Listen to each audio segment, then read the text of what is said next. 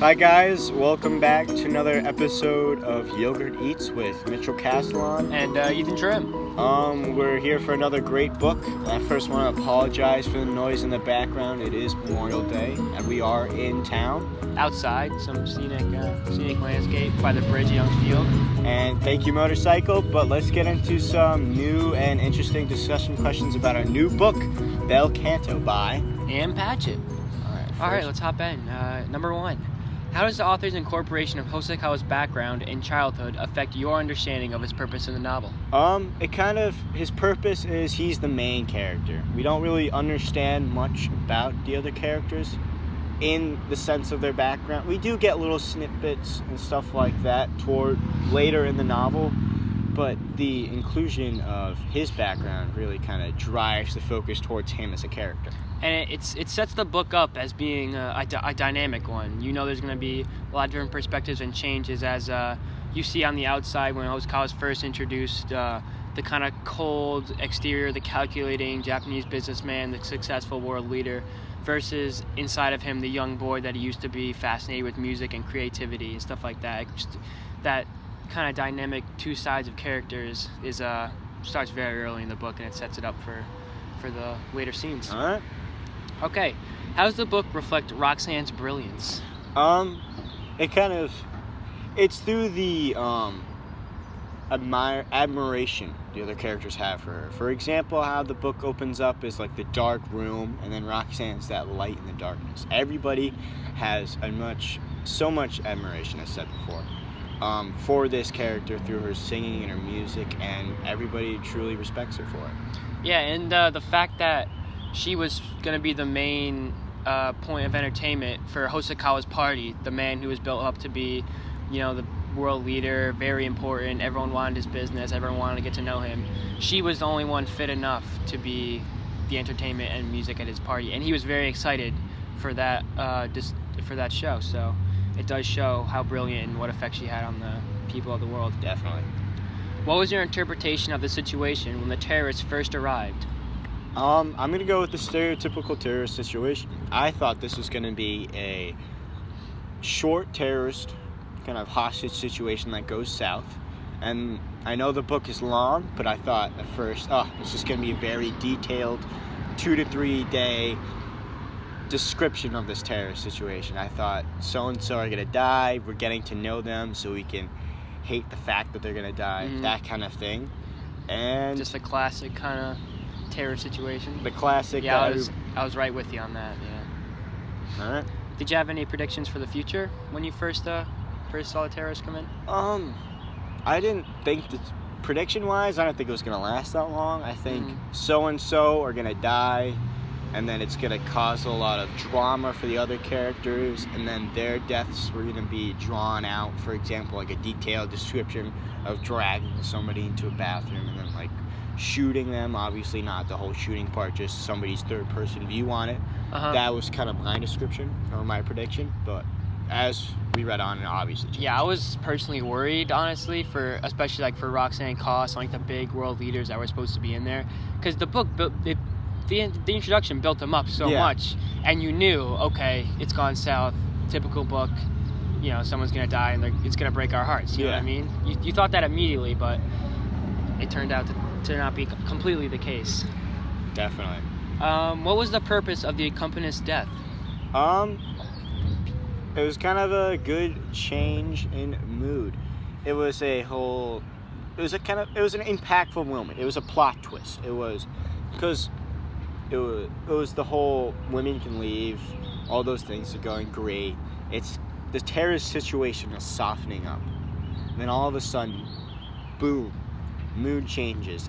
The characters around him changes because the fact that somebody has died in this ideal or idolization that nobody's going to die in this serious situation, this is going to be fine.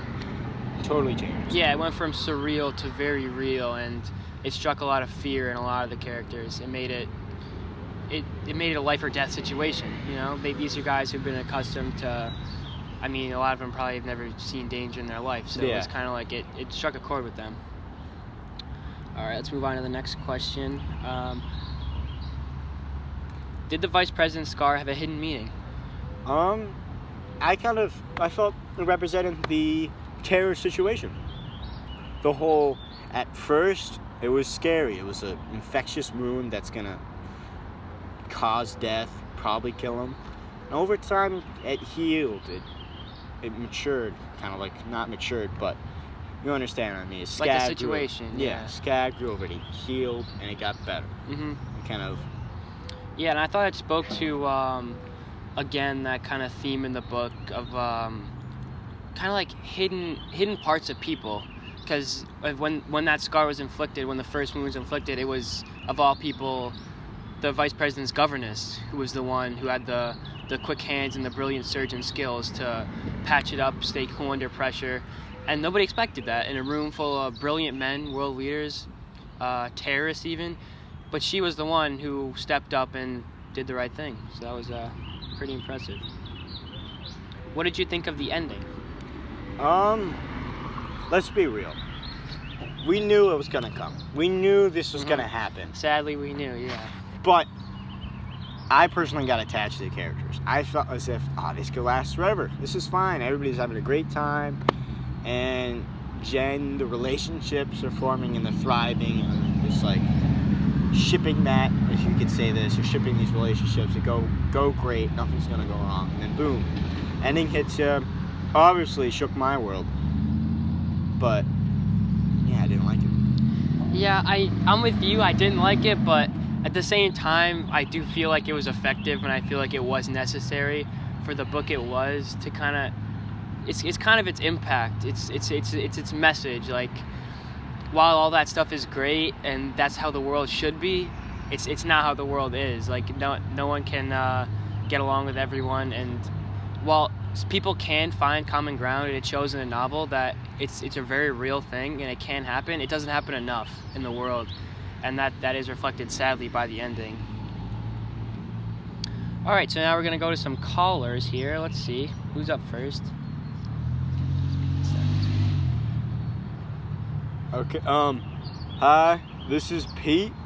I got a simple question for you guys. I hope you can understand. What are some key events, moments that marked, changes in the atmosphere? Because I honestly didn't really know. And for Pittsburgh, we're not really the brightest in some situations, but my mom and I would really like to get your input. Well, Pete, that's a very good question. Well, first, obviously, you got to go back to the accompanist's death. We already talked about it, but it's a mood shifter. It's very important. Yeah. And then there's the whole relationship forming between Jen and Carmen. Those kind of things start to click, make it more relationship When the forming. readers hear the word love, it's like, there's a real relationship here. Like, It's not a terrorist situation, it's a relationship. And then there's the whole chess situation, forming a common ground Again, between the the theme, two. yeah. Also, I thought when the terrorists let the chef use the knife, it showed a kind of situation of trust. Like, a trust was forming and a mutual respect was forming. They both had a respect for each other's skills and know-how, and they both sides knew the situation they were in, and both sides knew how to make the most of it. Okay. Next caller, you're on the line.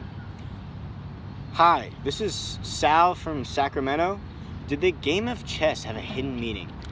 I just want to know for my book group. All right, Sal, that's a good question. I hope we can enlighten your book group.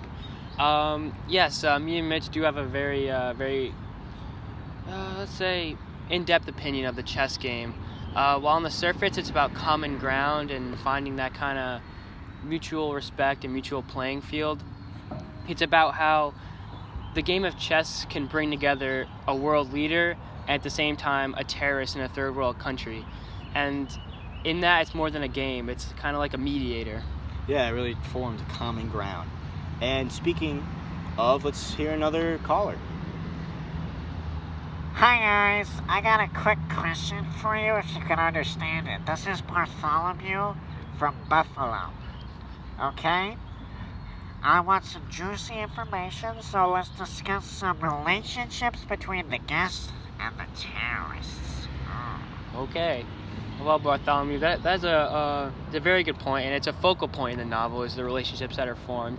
And we briefly talked about it, but Gen and Carmen, that was the first one that really, well, for me, it was the first one that gripped me.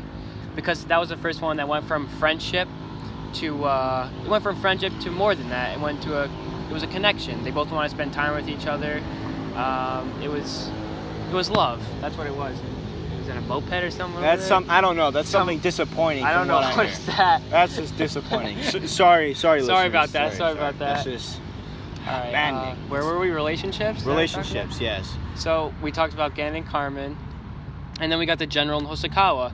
Again, through the chess is like that mediator. Not love relationship, but just a mutual friendship. Yeah. Kind of respect for each other. It showed that you didn't have to be like smart in the business world, like have a brilliant mind, to both be intelligent individuals who can just sit down and have a good game of chess and talk about life. And then don't forget the big one, Roxanne and Mr. Hosokawa. Yeah, the unsung hero. The big man on campus, as some may say. But that was another, to answer your question, that was a juicy relationship. It was secretive. It was as if somebody he respected so much that he would not even talk to. Slowly, over the time of the book, he started to get connected. This common problem just formed, and then they obviously had a great relationship with each other for as long as that lasted. And we have our last Caller? All right, let's hear him. Day. Hi guys, this is Deborah from Detroit. I have another simple question for you guys. If you could answer that, that'd be super. What do you guys think of the ending? Because I think... I know Oh, wait. Sorry, I haven't been listening. That's my bad. Yeah, Deborah, we already answered that, but if you'd like to maybe pose a different question, that'd be fun. Guys, I don't really know. Well, Deborah, let me toss some talking points at you. Maybe that'll jog your mind, give you some questions. Okay, thank you. What did you think of maybe the setting? Because in no point is the exact country of where the book's taking place ever revealed. It's more of kind of a mystery, kind of like tucked away in the corner of the world. They talk about how it's in South America, but they never discuss what specific country it is. What do you think about that? I don't know if this is the right thing to say. That's okay, Deborah. This is all opinion. You can say whatever you want. I don't think the outside, the outside setting of the country really mattered. You know? Deborah, I think that's actually a great point, really, because there is no outside focus. It's all about the house. It's all about where the terrorist situation is happening. I kind of felt as if the author put that on purpose to kind of make it mysterious and really drive in the focus. Yeah, it almost felt like he was making that vice president's house the center of the world for them. That's all that mattered. It all revolved around that relationship right there. So with that question with quotes around it. Yeah, Deborah, better, maybe come a little more prepared next time. Maybe next time, Deborah. Okay, but that's it. That's all we have for today. Maybe we'll see how the next project goes. Yeah, another book. Even though this is the end of our senior year. Yeah, that's true. May not be as high quality, but we'll see. We'll see how it goes. Yeah, we'll see.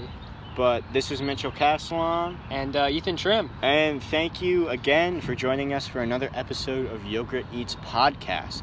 And I want to apologize again for the great noise we were receiving here today. A couple of mopeds. Couple bad-looking mopeds, some hot rods. It's Memorial Day. But thank you again, and have a great day.